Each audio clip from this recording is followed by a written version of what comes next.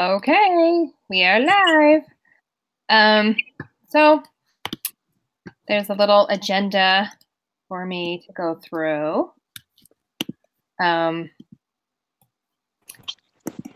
So a quick synopsis of the case. Does anyone want to do that, or do you want me to do it?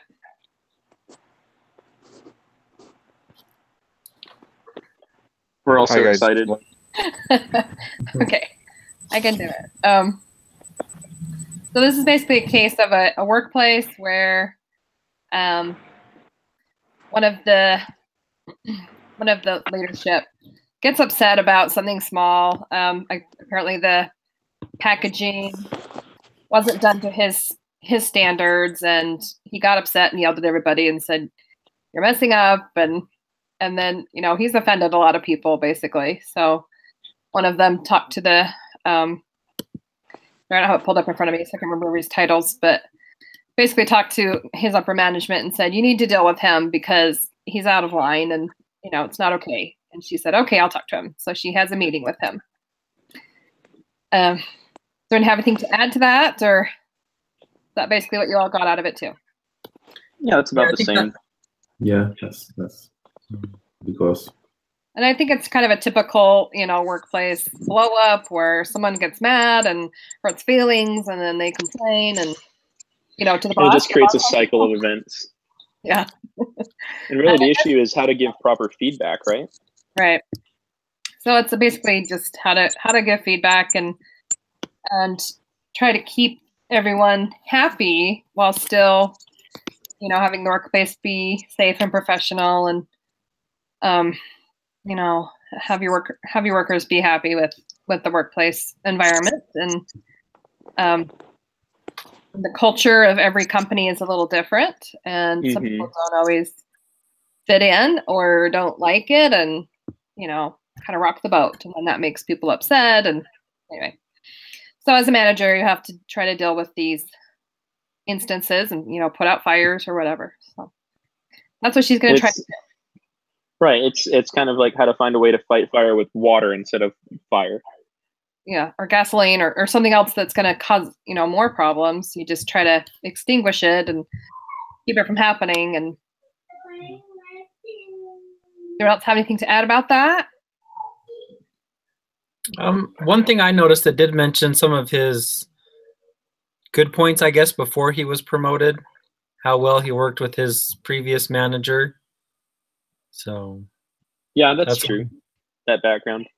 Yeah, that stuck out to me when I read the case. Yeah, how he was respectful of the boundaries, but still was able to push the button a little bit to get stuff done.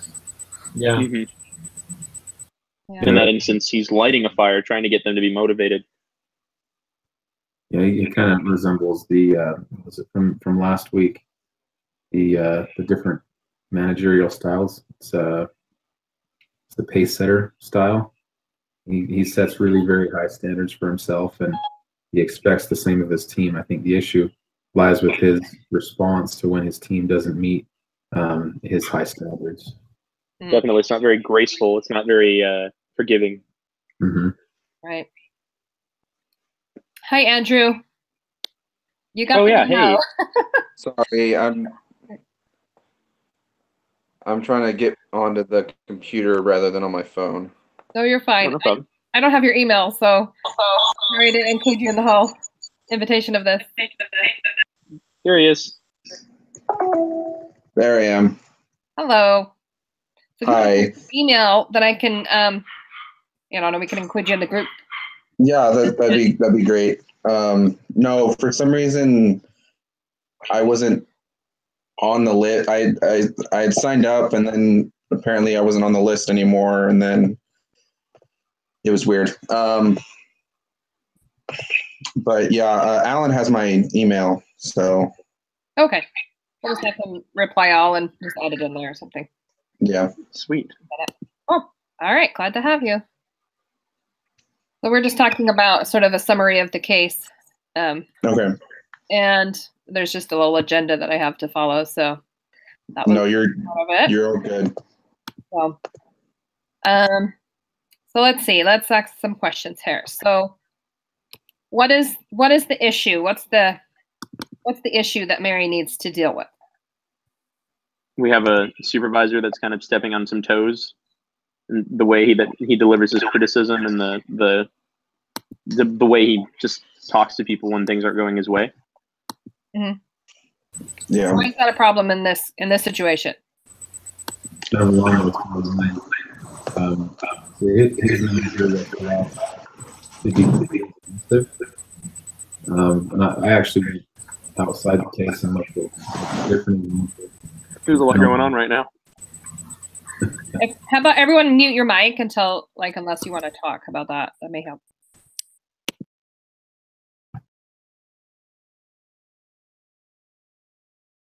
We good? Okay. In 2008, the Indiana Supreme Court awarded a nurse $325,000 for her claims of intentional infliction of emotional distress because she was yelled at by a surgeon. So I think the issue here is his response could end up costing the company, a pretty good sum of money, as well as, losing talent and the other repercussions. Yeah, that's a really good point, especially when, especially the way things are going today politically. But another thing is it's not really conducive to a positive environment for teams to work together and have to live in fear of being criticized explosively. That was the kind of way I looked at it. Yeah, I think both of those are a really good point.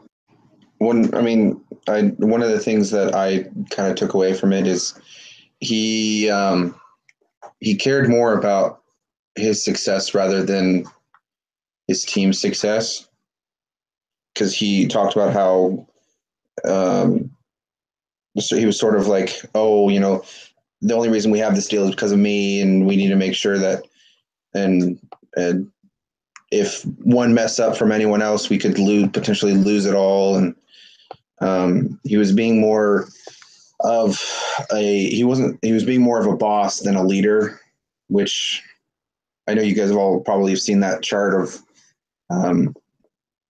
where it's kind of it's a diagram where you have the workers dragging this, big block, and the boss is just sitting on top of the block yelling at him, whereas the leader is actually helping them pull the block along.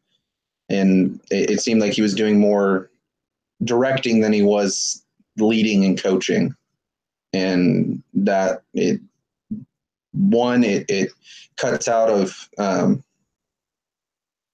morale for the employees, as well as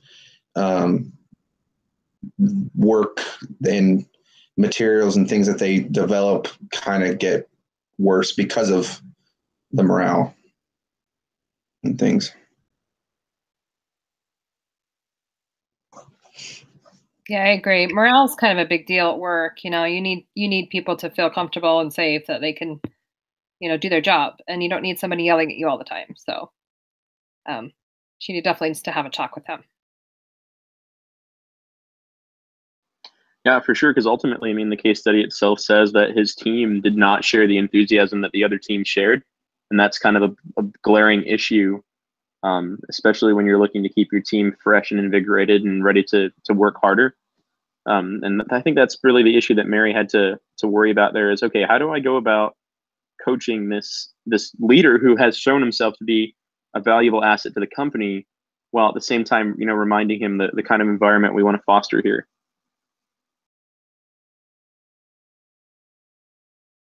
So what do you guys think is the culture at Derby? What kind of an atmosphere is it, or supposed to be, I guess?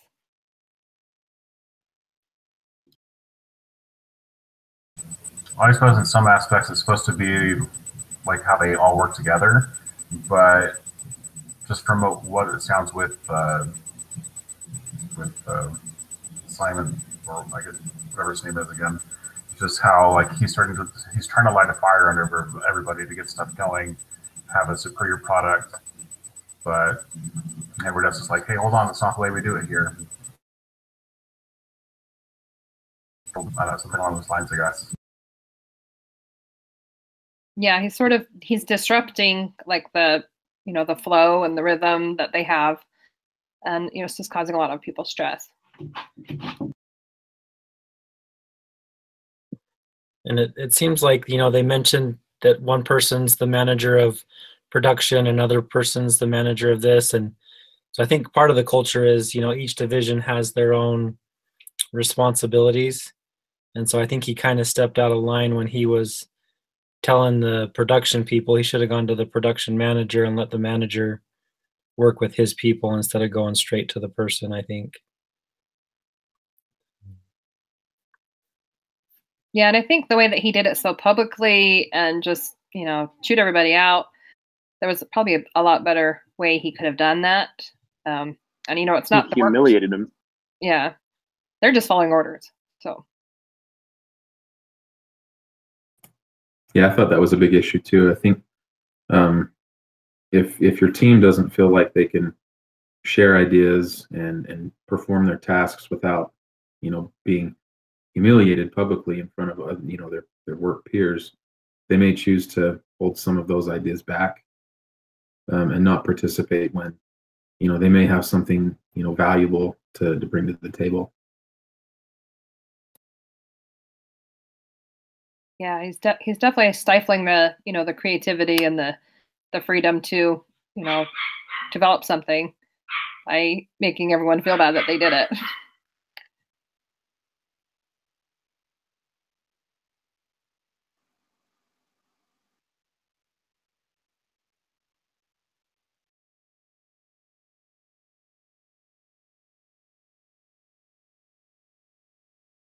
What do you think is Mary's role in like establishing the culture and making sure that kind of everyone abides by that culture rule? Well, she has to be afraid not to offend or step on his toes when in going to correct him, but she also wants to be sure that he knows, what those values are in the environment for the employees that they are trying to foster. I think his passion is very clear, especially when that employee made a mistake in the presentation.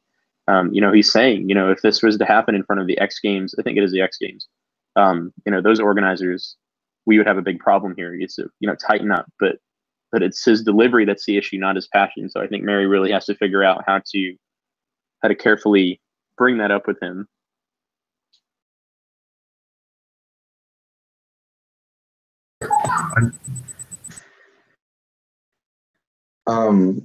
One of the things that Mary also needs to keep in mind is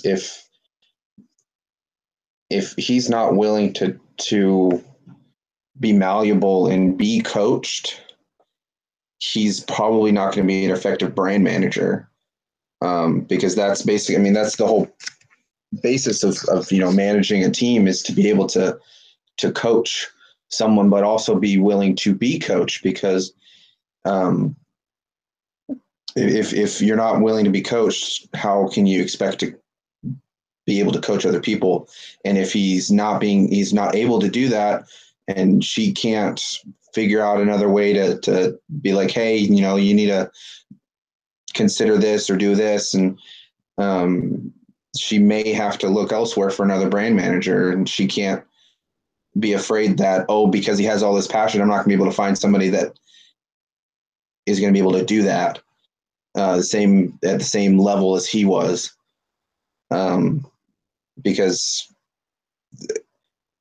you can't, without having an effective brand manager and an effective coach, you can't even think that you're going to be able to have an effective brand or a good brand, because no one's going to want to work for the manager and things like that. So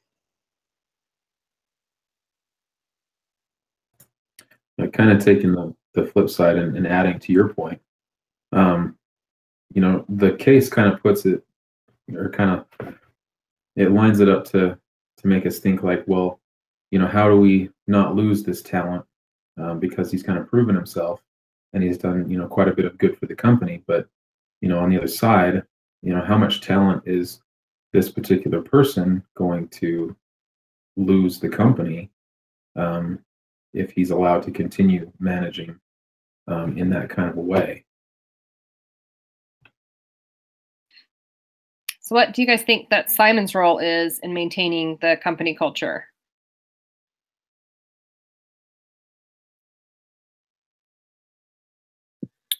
I mean, I think he needs to be able to adjust, and you know, it's hard to say not being there in person. But one of my thoughts is maybe he was feeling the stress of his new position, and that's part of the reason why he lashed out.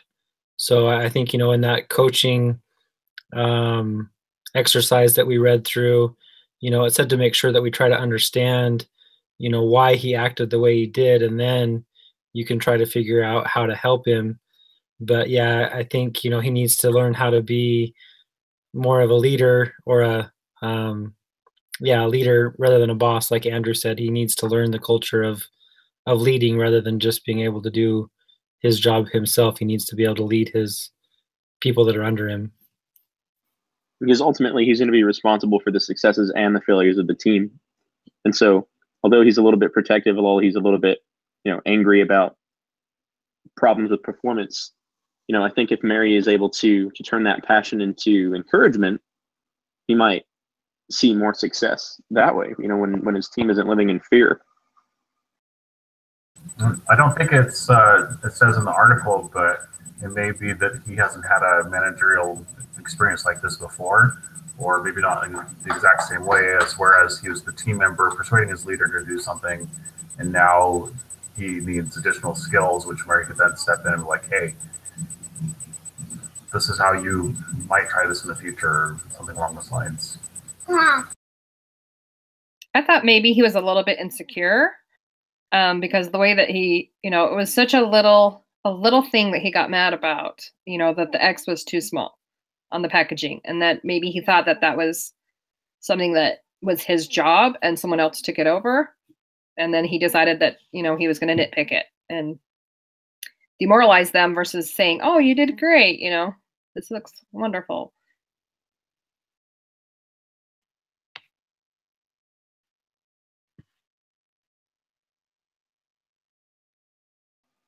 And that's a really good point, because when she's giving him feedback, she can teach him that, you know, more frequent feedback could be another effective motivator. You know, like, I can't remember who said it, but it's a really good point that he might not have experience leading these people before.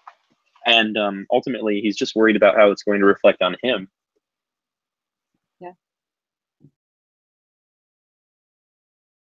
What would you guys say is the team member's role in establishing or maintaining the culture?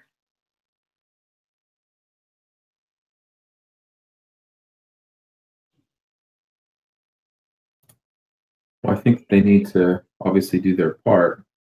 I think the team member who was responsible for the error, I mean, maybe should have double checked his work.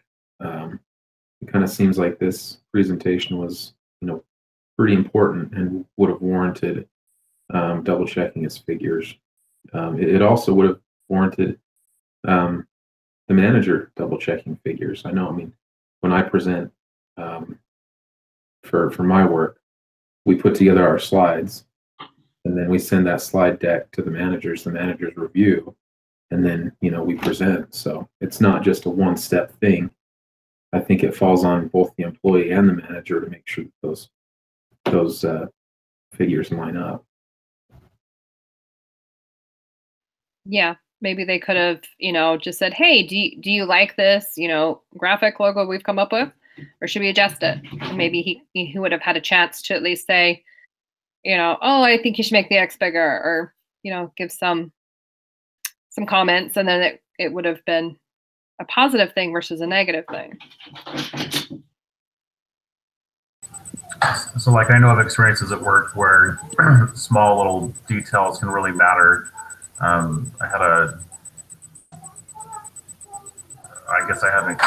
knew of times where, like, when someone did something wrong and the manager even didn't catch it, then it then caused this big issue, at which point they then go back and find it, and it just kind of brings a whole attention to detail back into the group again. Kind of like, hey, make sure you guys focus on this. Yeah. Maybe even have like a periodic, you know, like a weekly meeting or something, and talk about, you know, the next project and make sure everyone's on the same page. Kind of work as a team versus kind of people doing their own thing. And yeah, like where are we weak? What are we strong at? What are we worried about?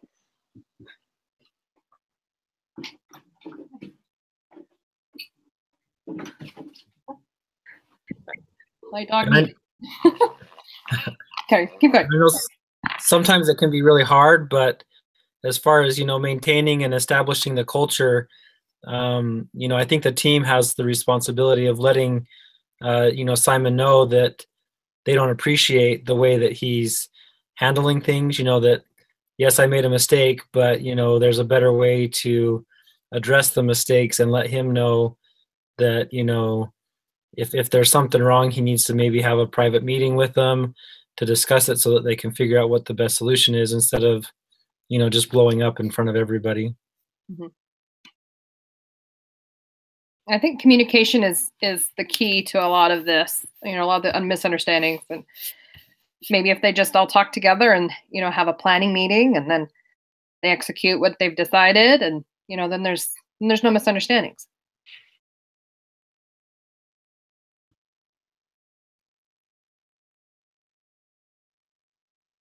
I agree. I think really the lack of communication was an issue here between the team, the management, the middle management, and the upper management. I like whoever it was. I can't remember whoever it was that said that to bring people aside, meet with them separately, privately, rather than just storm into the production room and yell at everyone generally, because that's not going to do anything for anyone if you're just yelling at them in a group, especially if you're yelling at them rather than pulling them aside and be like, hey, I've noticed you've been doing this. What can I do to help you do better? This is what helps me, and so on and so forth. So how should Mary approach the discussion? What should she say? I think it would be important for her to start off with, great job in your new position. This is what we really appreciated about you. This is what you've excelled in. There's just been some concerns, and I know, you're unfamiliar with being in this position. This is assuming that he's new. Yeah. But just, starting off with positive feedback, and then going for more constructive feedback, you could call it constructive criticism, but the way that she could speak to him would be, just leading with positives first, and then saying, here's where you can improve. I think that's a great way to start it. Tell him what he's done good, and then, what he can improve on. And I think when she does the constructive criticism, she can then kind of gauge how well he's taking it. If he totally rejects it, then there's not much more she can do. But if he is accepting it, then she can delve more deeply into what the issues are and what's going on, and try to help build him up as a better manager. Yeah, there may need to be some training, some managerial training that he receives, maybe some role playing that they can do, and maybe he may just not know. Get him a stress ball. Yeah. Yeah, dartboard. Something to take his anger out on. Right. I know stress balls help me, so at work a lot, actually. So.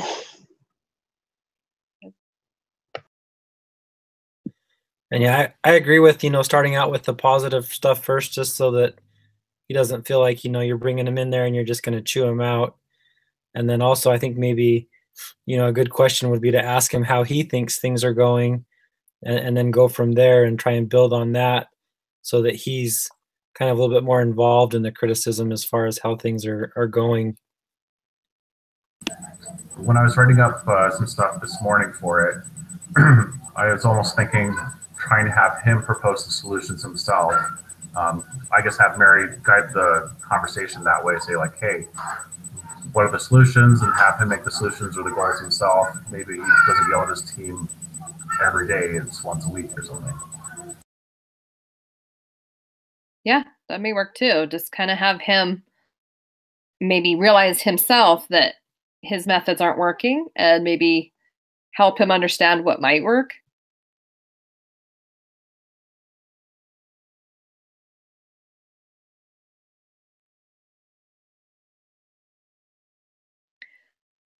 So have you guys ever had an experience like this in your own life at work or in, personal life or church or? I have at work. I had not really a supervisor, but he was higher than me, who basically criticized everyone that was at a lower rank than he was for not doing a good enough job. And he would regularly come into work, be like, "Oh, looks like I have to clean up everyone's mess again." And it wasn't the best situation at all. Just because, you're working all day and you're trying your hardest, and then this guy comes out of, nowhere, and he's been there longer, but at the same time, he's not any better at doing the job than you are, and just come in and like, everyone's screwing up. I'm the only one that can do a good enough job. Wasn't very positive. It wasn't a positive environment, and he ruined pretty much everyone's day the moment he walked in the door.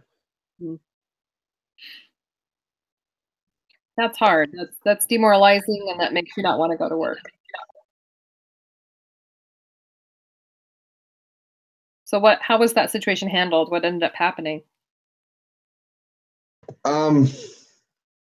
He ended up leaving the company.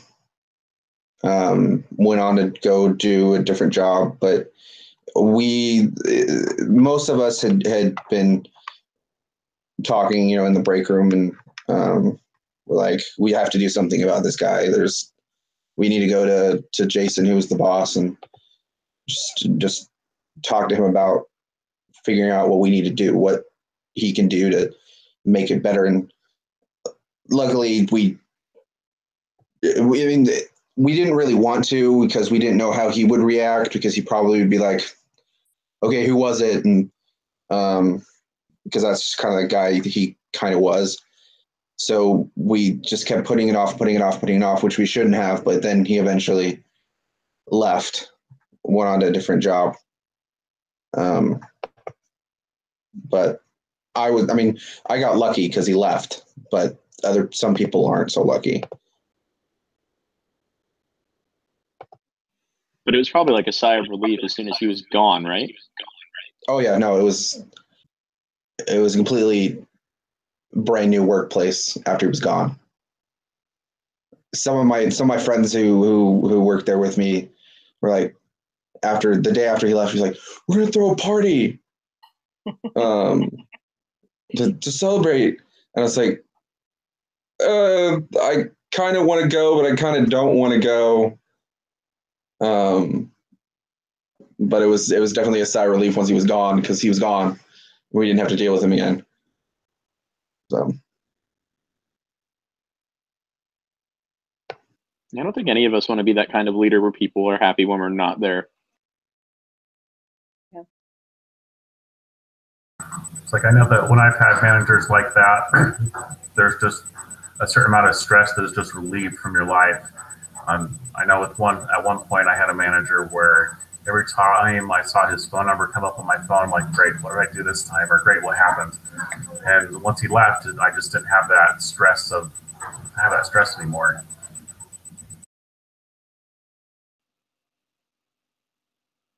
It's kind of the opposite with good managers too. When they call them, like, "Oh boy, compliments."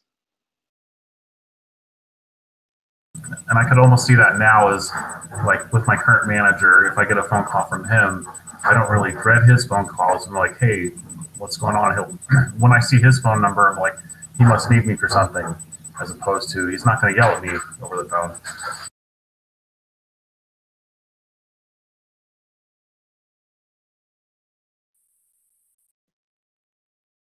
I work at an event center, and there's it's the CEO of the company. He's there once in a while. He just sort of wanders through and complains about everything, and sometimes he'll do it in front of clients, and we're all just like, oh my gosh, what is he doing? I don't think he understands, like, he needs to just not do that. But he's like working on retiring, and we're all just like, please retire soon. So, I mean, what can you do? He's the boss, but he's the owner. You know, is what it is sometimes. So just make the best of it, but sometimes there's something you can do. So what are the principles that you learned from the reading that would apply to this case?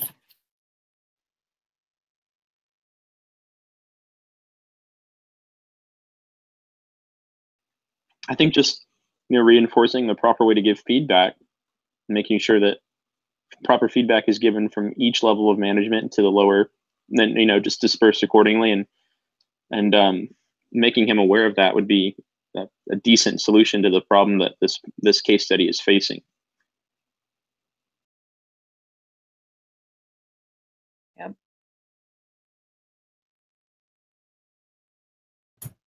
So is this in regards to the production versus production capacity in the 7 Habits book? This was the reading on feedback, how to give feedback. Yeah. Okay. So I kind of think that his managerial style focuses more on the production rather than the production capability. So if he's continually driving his people to produce at that high level, he's gonna end up burning them out, and ultimately they're going to either find other means of employment, or they're going to transfer departments, or his team's just it's gonna fall apart.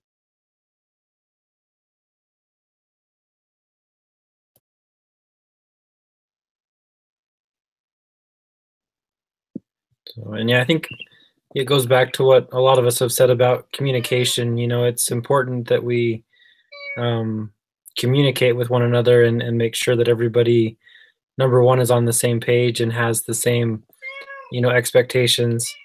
And then, just having that respect and professionalism when you're in the workplace. Mm-hmm. We have 2 rules in our family, and pretty much everything can apply to those 2 things, but it's be responsible, be respectful.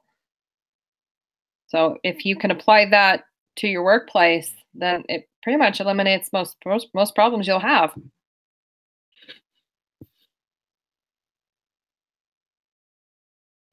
That's pretty accurate. I mean, there are ways to criticize people that need to be addressed. Things, if it's a pressing issue, you obviously need to bring that up. But you can always respect someone when you're saying, okay, look, I like what you did here, but this needs improvement, and this is why.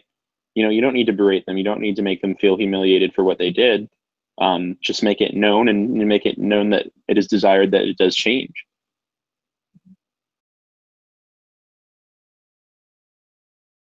So I guess what you need to do, this in summary, I would say that have better communication, have feedback when it's needed, give feedback responsibly and respectfully, and I guess just work hard and be nice to people.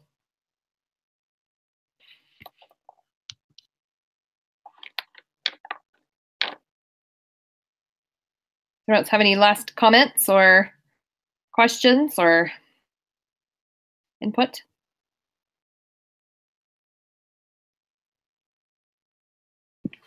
I think that was it. That was kind of a cool first meeting. Yeah. I'm like trying to keep my classes all straight. I'm like, wait, which class is this? Who's in my group? Same problem. I have 4 classes right now, so I'm just trying to keep everything straight. Are we planning the same time next week? Yeah, that would work fine for me. That's good. Do we have to sign up for group leadership right now? I think it's mostly filled up for the next couple of weeks. Sweet. Looks like. Is it? I didn't sign up for it because I wasn't sure. In the instructions it asked us to do that as part of the first part of this meeting. So I'm signed up for Mike too. I don't know how many times he wants us to sign up. Yeah, because it looks like we just need lesson 9 and lesson 10 covered. Perfect. I'll take those. And 13 and 14 or no? Oh, I didn't see those. I had signed up for 14. I thought. There it is, Andrew Smith, number 14. Okay, cool. I'm going to send you guys the link to my accountability project because I need 2 people to be the people who hold me accountable. I can be one of them, and can you be one of mine? Because one of my people dropped out of the class. That'd be fine. Okay. Yeah, I can be your other one. So. And Cindy, I'll see if I can get you a better link. Okay. Yeah, I don't know what's going on with yours. I'll try to refresh. I try to refresh it, and it doesn't refresh, and then you send me a new link, and then it works. So. I do have 3 documents, so I'll delete 2 of them. Okay. All right. So looks like next week is Michael. Yep. And then we have Alan. And then Benjamin. And then Andrew. And then Benjamin again. And then 9 and 10 is open, so I'll sign up for one of those or 11. Or sorry. I haven't signed up, so I'll take 9 and 11 or 10. It doesn't. Well, just go to the group later, sign up, and you can pick a spot. But I think we'll each get at least 2 turns, probably. Mm. Yeah. How many people are in the group? 6? Like 6. Yeah, 6, and there's 13. Weeks. But one of us may have to do it. Or there's 3. 6, 7. So I'll volunteer for which one is still open? 9, 10, and 13. I'll take 13 as well.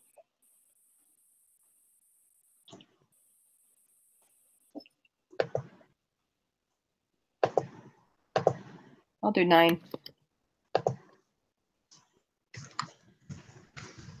I've got to look at my calendar and though it changed.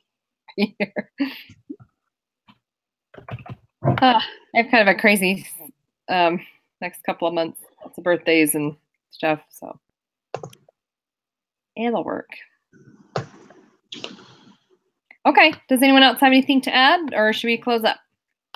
That is it for me. All right. I'm going to stop the broadcast, and then do you guys want to do a closing prayer? Sure.